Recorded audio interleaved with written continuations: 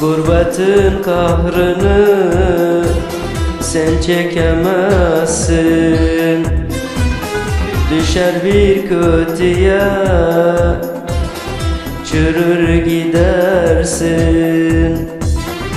Ellerin koynunda nasıl yatarsın? Bırak şu gurbeti garip sevdiğim. Ellerin koynunda nasıl yatarsın? Bırak şu gurbeti garip sevdiğim.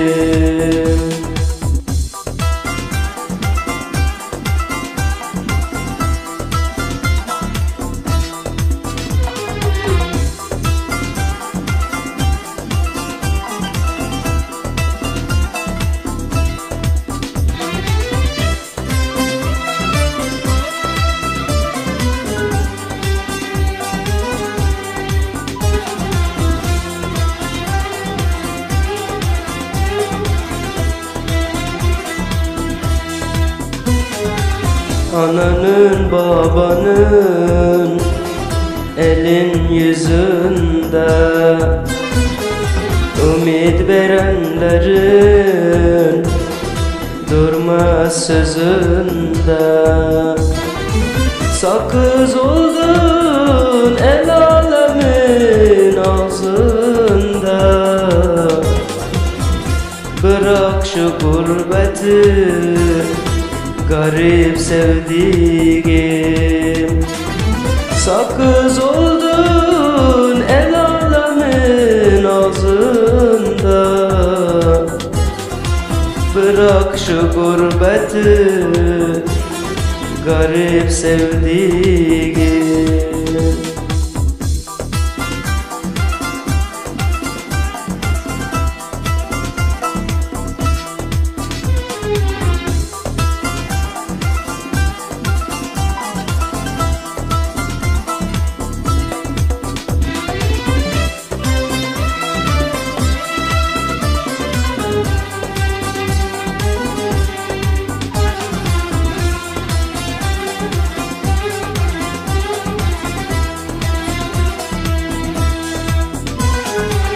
Bir yuva kuralım varlığı yoktan.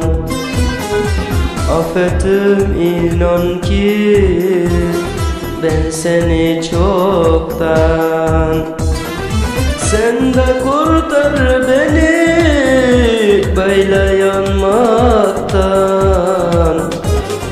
Bırak şu gurbeti canım sevdiğim. Gel de kurtar beni böyle yanmaktan.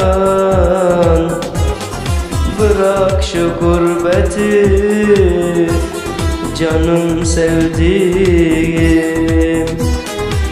Bırak şu gurbeti garip sevdiğim. Bırak şu gurbeti dön gel sevdiğim.